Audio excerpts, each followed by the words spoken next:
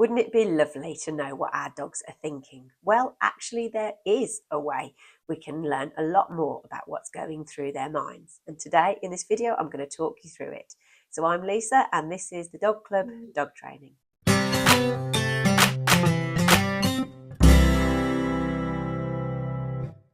So how is it that we can really start to understand what our dogs are thinking and feeling? Well, the key to the answer to that lies within body language. And in this video, I'm going to show you ways to spot signs of really subtle signals our dogs are giving us. So I'm not talking about the obvious stuff that really gets our attention, like growling at strangers or barking at someone as they come to the door. I'm referring to the real low-level stuff that our dogs do really when they're not even thinking about it. And if we can learn to spot those signs and react to them by perhaps easing the situation or removing our dog from a situation that they feel uncomfortable, then we can learn to build their trust and we can learn to build their confidence when they're feeling a little bit unsure. Now, these subtle signals are called displacement behaviours.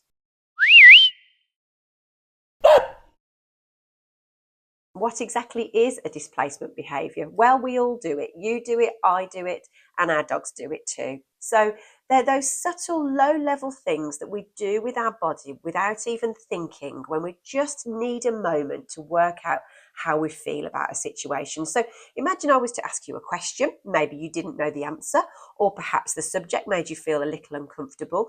Without even thinking, you're going to probably start to do something with your hands, like scratch your head, or maybe mess with your hair, or touch your chin, or maybe pick up your phone and just look at it for a second, or check your watch. None of these things needed to happen. You didn't really have an itchy head, or your hair wasn't really in your face and needed moving away. But you're doing something just with that nervous energy to just give yourself a moment to process what's happening. And that's exactly what our dogs are doing. So now it's worth knowing what our dogs' displacement behaviours are. So our first one is licking their lips. Now, context is key, obviously, with all of this. So if it's just that dinner's about to arrive or someone's dropped a nice bit of steak on the floor and they want to go and run over to get it, then that might be why your dog is licking their lips. But if perhaps it's because they're being petted, maybe they've had a little bit too much of the attention and they want to go off and have a rest, that could be them showing signs that they just have had enough of a certain situation. So have a look at this video here of this dog now being fussed, maybe by their owner, and look to see that first sign that that dog has had enough. So there you see that physical movement, that moving away. So now if you look at it again, you'll see that before the dog moves away, the precursor to that is that the dog licked their lips. So that might have been just them saying, oh, I'm a bit unsure about this. This person's got their hands round the dog's head and they may not be 100% comfortable with that. Another classic one is when we are taking a photo of our dog, they're doing something really cute, and we hold the camera in front of them and then we get a photo of our dog licking their lips. And that's because we've just stuck effectively a little machine in front of them and they're feeling a little bit unsure about something being put right in front of their faces. Another one is if perhaps they're asleep and they're being disturbed. So if you look at this dog here, let's have a look at what we think they're watching. So obviously it could be anything, we don't know. But whatever that dog is watching is making them lick their lips. So again, it could be food. It could be that something's just come out of the fridge.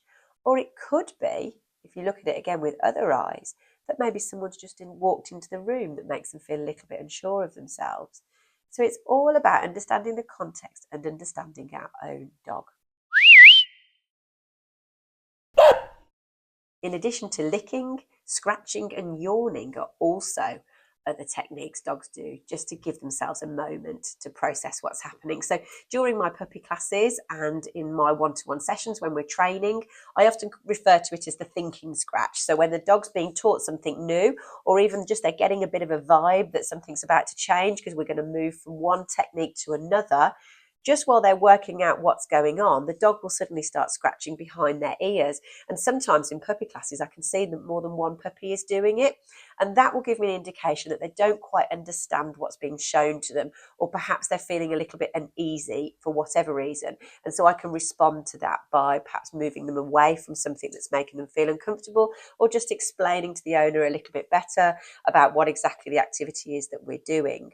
And so yawning is another one as well, because that's a really common appeasement behaviour. So if you imagine two dogs approach each other, if one yawns, then they are showing they really have no intent to do anything aggressive or to bite, because obviously you can't yawn and bark or snarl and growl or bite at the same time.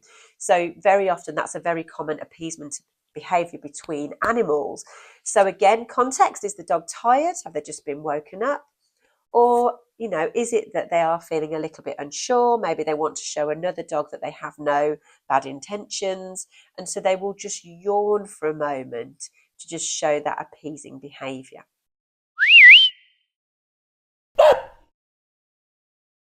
So now that we're recognising the signs, we're seeing all these small, discrete moments of behaviour where our dog is just giving us very subtle signals that they may not be feeling 100% comfortable. You can now step back and observe your dog and see how they do these themselves. And just like us, they're unique. And what you might see sometimes is that your dog just looks a bit busy. So perhaps they're in a situation in the park where there's other dogs around, and maybe that's making them feel a bit uncomfortable or a bit overwhelmed. What they may do is just go off and have a sniff somewhere. And it may be that whatever that thing is they're sniffing has actually been there all along, but they're almost doing it just to show the other dogs that they are not trying to be intimidating, or they're giving them some space. So they may just go off and sniff an area. They may go off and have a wee. You see it quite commonly when dogs play together.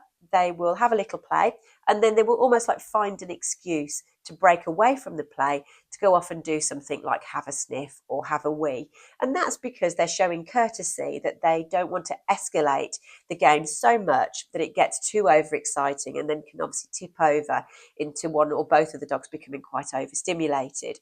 So it's quite a mature sign sometimes. It's not always necessarily something to worry about, but it's important to keep an eye on our dog's behaviour like this, so we can really just identify how they're feeling. Now that we've looked at displacement behaviours and low-level body language signals, my advice to you is to watch and observe your own dog and see how they apply them in different situations. Really, our dogs will have a sort of preferred method of displacement. So, for example, I had one client who used to stretch a lot when she arrived at a training session, or when something new was introduced into a training session. And that was just her way of giving herself a moment to work out what was happening, to see if there was anything about to occur that she felt uncomfortable with. And that really gave me a clue on how to respond to that and make her feel at ease. So if you've enjoyed the video, please do subscribe. I'll be adding more very soon. And there is a link in the description as well for my one-to-one courses, where I can coach you on a one-to-one basis on any training or behaviour that you need help with your dog. So please do take a look at that, and I hope to see you soon.